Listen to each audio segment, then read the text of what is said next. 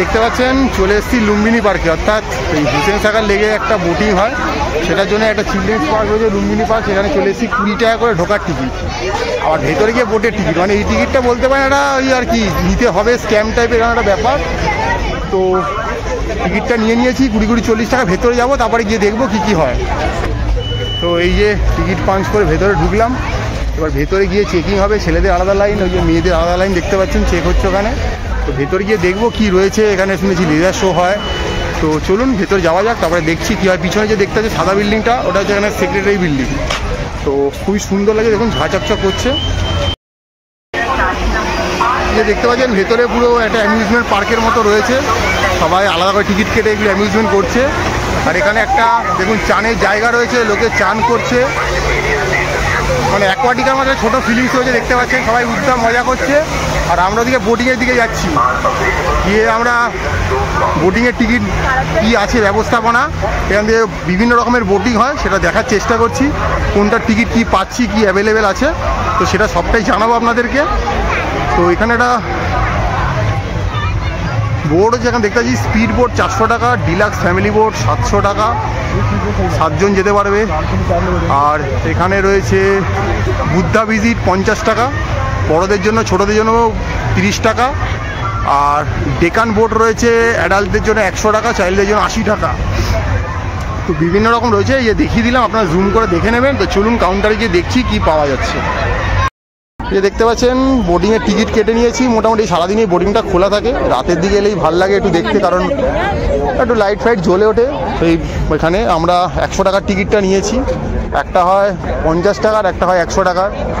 তো আমরা যে 100 টাকার টিকিটটা নিয়েছি সেটাতে পুরো পার্কে রাউন্ড হবে, বাট ওই ভর্তি হওয়া অবধি অপেক্ষা করতে হবে। আর আরেকটা হয় যেটা 50 টাকা রাইড, এখানে বড়দের 50, ছোটোদের 30, সেটাতে আপনাকে এই বুদ্ধ পার্কে নিয়ে গিয়ে নামাবে। আমাদের কিন্তু বুদ্ধ পার্কে নামানোর অপশান নেই বোধহয়, তো দেখা যাক আমাদের কি আছে। আমরা টিকিট কেটে নিয়েছি 100 টাকা করে দুটো, বাট খুব একটা লাইনে ভিড় ছিল না, বাট এখানে অনলাইন পে অফলাইন পে সবই হচ্ছে। তো চলুন গিয়ে দেখা যাক কি হচ্ছে। এখানে কাউন্টারে এখন ঢুকবো টিকিট নিয়ে। ভেতরে টিকিট পাঞ্চ করে এসে বসে আছি, কখন লোক হবে এখানে মিনিমাম একটা পর্যাপ্ত লোকের দরকার হয়, মিনিমাম 200-250 বোধ হয় লোক হলে। আস্তে আস্তে লোক হচ্ছে, 50-60 জন হয়ে গেছে, আরও লোক এলে নিয়ে যাবে। বাট 4:30 থেকে এখানে আসার চেষ্টা করছি, আস্তে আস্তে আমাদের বেজে গেল হচ্ছে গিয়ে 6:45। মানে এই এখানকার রাস্তার ট্রান্সপোর্ট একটা ভয়ঙ্কর রকমের, ডাইরেক্ট কোনো কিছু নেই। যেখানেই উঠি কেউ এক তো কেউ ঠিকানা বলতে পারে না, আর যেখানেই উঠি কোথাও একটা অন্য জায়গায় নামিয়ে দেয়, দিয়ে বলে এখান থেকে একটা কিছু ধরতে হবে। আর এখানকার বাস ভাড়া মানে আকাশ ছোঁয়া, সেই তুলনায় অটো ভাড়া সস্তা। অটোতে জিজ্ঞেস করলে বলে সবচেয়ে লোয়েস্ট ভাড়া 150 টাকা, আর হাইয়েস্ট ভাড়া 500 টাকা। বাসে লোয়েস্ট ভাড়া 25 টাকা, আর হাইয়েস্ট টাকা যে কত ভাড়া আমি জানি না। আমি এখন যত অব্দি উঠেছি লোয়েস্ট ভাড়া দিচ্ছি 25 টাকা বাসে, মানে 2 কিলোমিটার গেলে 25 দিচ্ছি, 6 কিলোমিটার গেলে 30 নিচ্ছে, কখনো 40 নিচ্ছে, কোনো 60ও নিচ্ছে। মানে আমাদের ওখানে যেমন একটা মিনিমাম 5 কিলোমিটার গেলে 10 টাকা ভাড়া বাসে উঠলেই, এখানে এরকম কোনো গল্প নেই। কিন্তু বাসগুলো কিন্তু সব সরকারি, মানে এ এক অভূতপূর্ব ব্যাপার স্যাপার। আর তার মধ্যে অর্ধেক বাস বলতেই পারে না কোথায় যাবে, ট্রাফিক পুলিশ বলতে পারে না যে সেই জায়গাটা কোথায়, সেই সামনে নিয়ারেস্ট কোনো মেট্রো আছে কিনা সেটাও বলতে পারে না।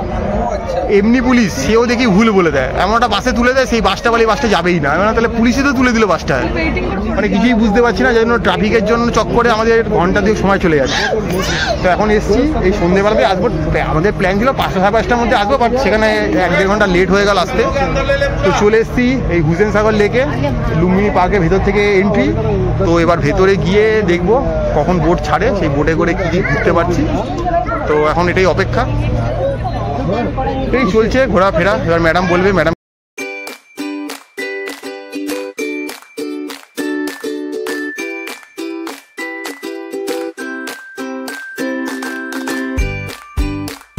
দেখতে পাচ্ছেন ইয়ে লুম্বিনী পার্কে যেটা কেটেছি জাল, আমাদের এই চলে এসছে লঞ্চটা।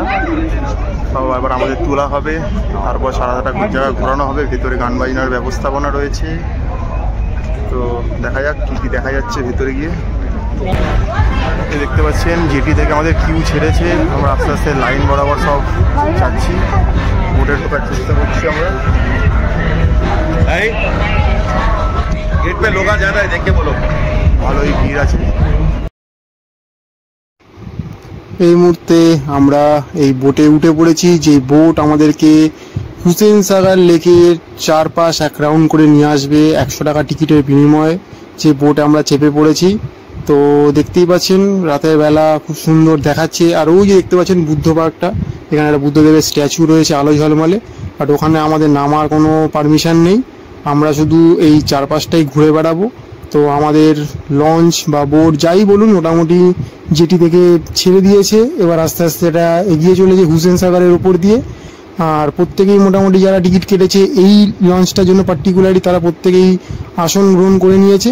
আস্তে আস্তে দেখতে পাচ্ছেন ব্যাক ক্যামেরায় দেখাচ্ছি, জেটি ছেড়ে আমাদের লঞ্চ আস্তে আস্তে বেরিয়ে যাচ্ছে সামনের দিকে, আলো ঝলমলে হুসেন সাগর লেক খুব সুন্দর দেখতে লাগছে। আর যারা অবশ্যই হায়দ্রাবাদ আসবেন তারা অবশ্যই হুসেন সাগর লেকে ঘুরতে আসবেন, বিশেষ করে সন্ধ্যাবেলায় আসবেন, তাহলে এই প্রমোদতরীতে করে একটু নৌকা বিহার করতেই পারবেন, এটা আপনাদের সবারই খুব ভালো লাগবে, একটা মনোরঞ্জনের ব্যাপার হবে। আর এই দেখতে পাচ্ছেন এখানে সামনে নাচ গানের ব্যবস্থা রয়েছে, যারা আমোদ প্রমোদ পছন্দ করেন তারা কিন্তু এখানে দেখতে পাচ্ছেন সামনে কিছু নৃত্য করার জন্য লোক রাখা রয়েছে এই তেলেঙ্গানা ট্যুরিজমের পক্ষ থেকে, তারা আপনাদের মনোরঞ্জন করবে এবং মাঝে মাঝে আপনাদেরকেও সুযোগ দেবে, আপনারাও গিয়ে তাদের সাথে মনোরঞ্জনের অংশগ্রহণ করতে পারেন। তো যারা এই ধরনের আমোদ প্রমোদ পছন্দ করেন তাদের জন্য এটা রয়েছে। তো আমরা এই হুসেন সাগর লেকটা খুব সুন্দর করে ঘুরে বেড়ালাম। তো আর আগামীতে যদি আপনারা আসেন এই 100 টাকার টিকিটের বিনিময়ে আপনারা কিন্তু এই যাত্রাপথটা অ্যাভেল করতেই পারেন। এই যে দেখতে পাচ্ছেন হুসেন সাগর লেক, আর তার মধ্যে সেই এক সুউচ্চ দাঁড়ানো বুদ্ধদেবের মূর্তি, এখানে কিন্তু বুদ্ধদেব দাঁড়িয়ে রয়েছে। আর আমরা রয়েছি একদম হুসেন সাগর লেকের পাড়ে, লুম্বিনী পার্কের ভেতরে। এবারে কিছু বলবে? হুসেন সাগর লেকের এখানে এসেছি, হায়দ্রাবাদের এটা একটা খুব বিখ্যাত স্পট এই হুসেন সাগর লেকটা। তো এটা নিয়ে কি সামান্য এটার খুব গুরুত্ব আছে, খুব সত্যি কথা বলতে। আজকের দিনে এটা একটা বিরাট বড় টুরিস্ট অ্যাট্রাকশন, কিন্তু এটার ঐতিহাসিক গুরুত্ব প্রচণ্ড আছে। প্রথমেই যদি বলি যে এই লেকটা কবে তৈরি হয়েছিল, সেটা হচ্ছে 1563-তে কুতুব আলী শাহ, অ্যাকচুয়ালি ইব্রাহিম আলী কুতুব আলী কুতুব শাহর বংশধরের একজন সম্রাট, তিনি এই লেকটা তৈরি করেছিলেন। এটা একটা আর্টিফিশিয়াল লেক সাধারণত আর্টিফিশিয়ালও হয় আবার ন্যাচারালও হয়, বাট এই হুসেন শাহ যে লেকটা দেখছেন আপনারা, এটা আর্টিফিশিয়াল লেক। এটা হচ্ছে হায়দ্রাবাদের একটা বিখ্যাত নদী, সেটা হচ্ছে মুসি রিভার। সেই রিভারটার সাথে ক্যানেল অর্থাৎ খাল কেটে সেই জল নিয়ে এই আর্টিফিশিয়াল লেকটাকে তৈরি করা হয়েছিল 1563-তে। আর এই লেকটা বেশ ভালো বড় এবং গভীর, মোটামুটি লেন্থ হচ্ছে প্রায় 3.2 কিলোমিটার, আর depth 32 feet, not a matter of joke, 32 feet. আর টোটাল এরিয়াটা যদি বলি প্রায় 4.5 কিলোমিটার এই লেকটা। আর এর মাঝখানে আপনারা দেখলে আমাদের ভিডিওতে যে এখানে বোটিংয়ের ব্যবস্থা আছে, নানা রকমের বোটিংয়ের ব্যবস্থা আছে। অ্যাকর্ডিং টু বোটিং তার টিকিটের প্রাইসও আলাদা। আর এছাড়া আরও কিছু ঐতিহাসিক গুরুত্ব যেটার কথা আমি বলছিলাম, সেটা হচ্ছে 1636-এ একটা এই লেকের ঠিক মাঝখানে গিয়ে একটা বিরাট বড় চুক্তি হয়েছিল। সেই চুক্তিটা হচ্ছে মুঘলদের সাথে গোলকুন্ডার বিজয়নগর রাজবংশের একটা বিরাট বড় চুক্তি হয়েছিল। তো সেই চুক্তিটা কি চুক্তি? সেই সময় মুঘলরা রাজত্ব করছিল, মুঘলদেরকে এই গোলকুন্ডার বিজয়নগর রাজবংশ বার্ষিক 2 লক্ষ হুন প্রতিদান করবে, তার বিনিময়ে মুঘলরা এই বিজয়নগর গোলকুন্ডার রাজবংশকে নিরাপত্তা দেবে। এই হচ্ছে চুক্তি। 2 লক্ষ হুন, এই হুন জিনিসটা যে কি আমি নিজেও সঠিক জানি না, এবং বর্তমান কারেন্সিতে এটার ভ্যালু কত আমি নিজে সত্যিই জানি না, তাই জন্য আপনাদেরকে বলতে পারছি না। যেটুকুনি ঐতিহাসিক তথ্য আমি পেয়েছি সেটা আপনাদের সামনে তুলে ধরলাম। বার্ষিক 2 লক্ষ মূলের পরিবর্তে এই বার্ষিক 2 লক্ষ মূলের বিনিময়ে মুঘলরা গোলকুন্ডার বিজয়নগর রাজবংশকে নিরাপত্তা প্রদান করেছিল এবং সেই চুক্তিটা হয়েছিল এই হুসেন সাগর, এই যে লেকটা দেখছেন তার মাঝখানে বসে। ভাবা যায় আজ থেকে কত 100 বছর পুরনো, মানে প্রায় 400 বছরেরও পুরনো বলা যেতে পারে। 400 বছরের আগে কত অ্যাডভান্স চিন্তাধারা মানুষের, যে চিন্তাধারা আজকে আমরা ভাবি যে মুখ চুক্তি তমুক চুক্তি, কিন্তু একটা আর্টিফিশিয়াল লেকের মাঝখানে গিয়ে এরকম একটা রাজনৈতিক চুক্তি হয়েছে। সেই কারণে ঐতিহাসিকভাবে এটার বেশ গুরুত্ব আছে।